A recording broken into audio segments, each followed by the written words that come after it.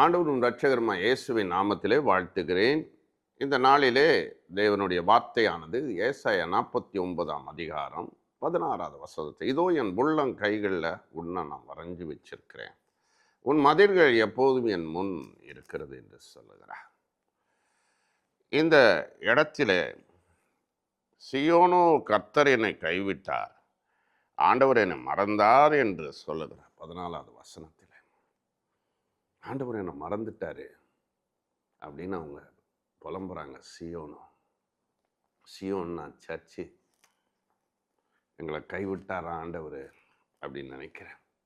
ஆனால் ஆண்டவர் சொல்லுகிறார், ஸ்ரீயானவள் தன் கற்பத்தில் பிள்ளைக்கு இறங்காம தன் பாலகனை மறப்பாளோ, அவள் மறந்தாலும் நான் உன்னை மறப்பதில்லை.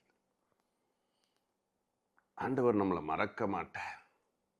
இந்த இடத்துல சொல்லுகிற உள்ளங்கையில் நான் உன்னை வரைஞ்சி வச்சிருக்கிறேன். டெல்லிக்கு நான் போயிருந்த பொழுது ஒரு பொண்ணுகிட்ட, ஒரு வாலிப பெண் இடத்துல நான் கேட்டேன், நல்லா படிக்கிறியாமா என்று. இல்லை அங்கிள், எனக்கு படிப்பே வரமாட்டேங்குது, என்ன என் ஃப்யூச்சர் அப்படின்னா. நான் சொன்னேன், ஆண்டவர் தான் நமக்கு ஃப்யூச்சர். நிறைய பேருக்கு கேள்வி அதுதான், என் ஃப்யூச்சர் எப்படி இருக்கும், நான் உயர்ந்த நிலையில் வருவேனா. இன்றைக்கி ஊழியம் செய்கிறவங்களுக்கு கூட நிறைய பேருக்கு ஃப்யூச்சர் குறித்த ஒரு பயம், ஃப்யூச்சரை குறித்த ஒரு பயம், பயப்படுகிறார்கள். ஒன்று நீங்கள் புரிந்து கொள்ளுங்கள், உள்ளங்கையில் நான் வரைஞ்சி வச்சிருக்கிறேன். அவருடைய அற்புத கையிலால் உங்களுக்கு வரைபடத்தை வச்சிருக்கிறாரு, ஒரு மேப் வச்சிருக்கிறார். அதுதான் ஆண்டவர் வச்சிருக்கிற பிளானிங். அதே சமயத்தில் அந்த வசனத்துக்கு அடுத்தது சொல்றாரு, உன் மதில்கள் எனக்கு முன்பா இருக்குது. தடைகள், இன்னைக்கு நிறைய பேருடைய வாழ்க்கையில தடைகள், குடும்ப ஆசீர்வாதத்தில் தடைகள், குடும்பத்தில் சிலர் திருமணமாகியும் வாழ முடியாதபடி தடைகள், நிறைய பேருடைய ஊழியத்திலும் தடைகள், மேலே வர முடியாதபடி தடைகள், மதில்கள் இருக்கிறது.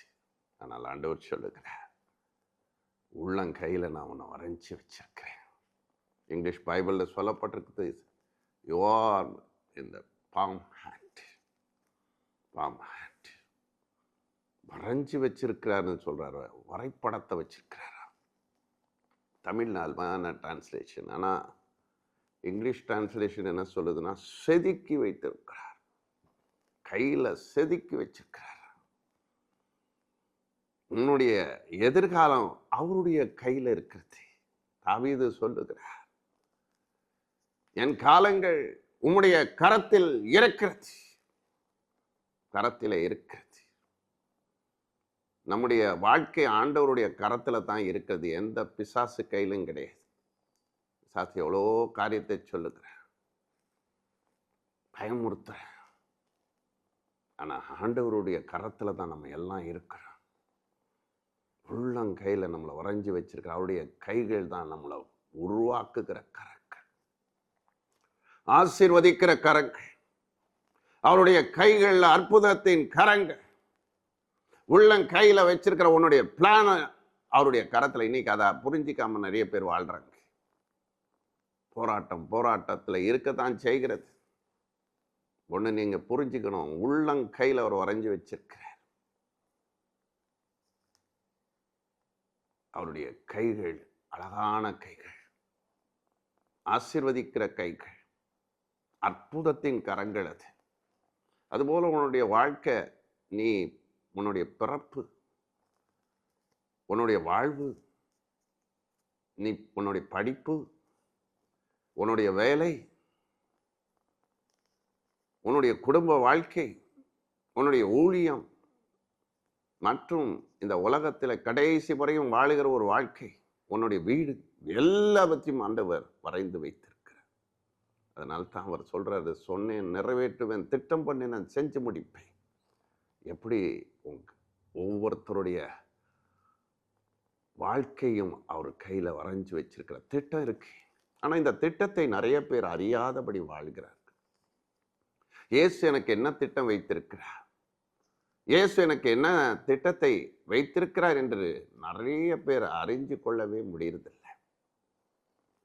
என் வாழ்க்கையில என்ன திட்டத்தை வச்சிருக்கிறார், என் குடும்பத்துக்கு என்ன திட்டத்தை வச்சிருக்கிறாரு, அவர் கையிலே வரைஞ்சு வச்சிருக்கிறார். கையிலே வரைஞ்சு வச்சிருக்கிறார். வேதத்திலே எலியா என்ற ஒரு மனிதன் சொல்றாரு,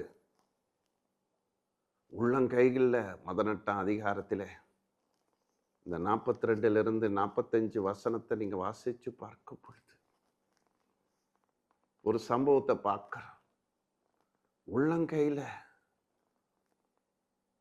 ஒரு சிறிய மேகம் உதிக்குது. எலியா சொல்றாரு, ஒரு பெருமழையின் இரைச்சலின் சத்தம் கேட்கப்படும். போனா எதுவுமே நடக்கல. ஆண்டவர் உள்ளங்கையில ஒரு மேகத்தை காட்டுகிறார். அதுதான் அவருடைய பிளான், அதுதான் அவருடைய காரியம். அதை நம்ம புரிஞ்சுக்க வேண்டும். நம்முடைய உயர்வு அவருடைய கையில தான் இருக்கிறது. நம்முடைய ஊழியம் அவருடைய கையில தான் இருக்கிறது. புரிஞ்சுக்கணும். இந்த வசனத்தில் 2 காரியம் உண்டு. ஒன்று, அவர் மறக்காமல் அதை நினைவுக்காக வைத்திருக்கிறார். அவருடைய கைகளை, அப்படிப்பட்ட அந்த கைகளிலே தொலைக்கப்பட்ட கைகள். அவருடைய கையிலே ஹோல்ஸ் இருக்கிறது. எதற்காய்? நீ உருவாக வேண்டும், உன் வாழ்க்கையில ஃபுல்ஃபில் ஆக வேண்டும், உன் எதிர்காலம் நன்றாய் இருக்க வேண்டும். இதை அறிந்திருந்தார். இதை புரிஞ்சுக்கோங்க, தெரிஞ்சுக்கோங்க. அவருடைய பிளானிங் என்ன என்பதை நீங்க புரிஞ்சுக்கோங்க. நான் சிறுவனாய் இருந்த காலத்திலே ஒரு குறி சொல்லுகிற ஒரு அம்மாவை நான் அப்பொழுது இது வசனத்தை அறியாதவன், வார்த்தை அறியாதவன், பொழுது ஒரு கடையில் எப்பொழுதும் உட்கார்ந்துருப்பேன். அந்த குறி சொல்கிற அம்மா என்கிட்ட கையை பிடிச்சி, நான் அதுக்கிட்ட போல தெரியும் எனக்கு.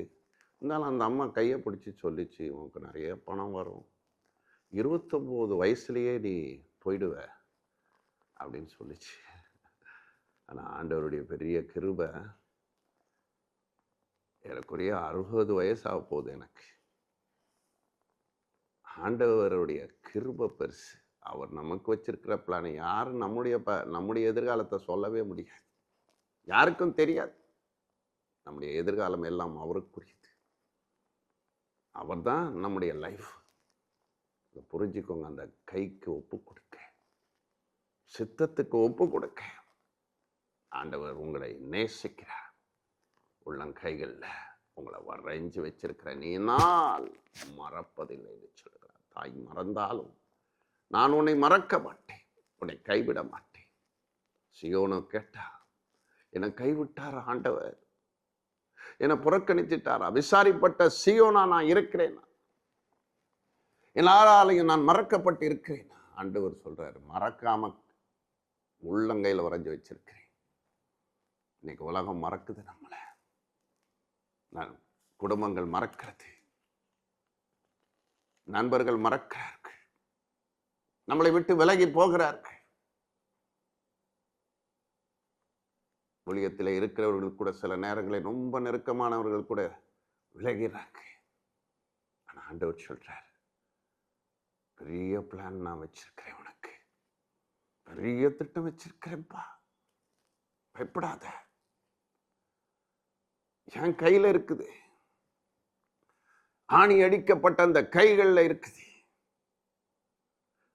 அந்த தொலைக்கப்பட்டது கை எதற்காக? உன்னை உருவாக்குவதற்கு, உன்னை ஆசீர்வதிப்பதற்கு, உன்னை பெருக பண்ணுவதற்கு, உன் வாழ்க்கை தரத்தை நான் உயர்த்துவதற்கு. ஆண்டவருடைய பிளானிங்கை நீங்க முழுமையாக அரைச்சிக்கோங்க. அவருடைய அதுதான் தரிசனம். கையில ஆண்டவர் கொடுக்கிற தரிசனம், உள்ளங்கையில ஒரு சிறிய மேகம். That is the plan. அதை மறந்து போகாதீங்க. கர்த்தர் உங்களை ஆசீர்வதிப்பாராக. ஆமென், ஆமென்.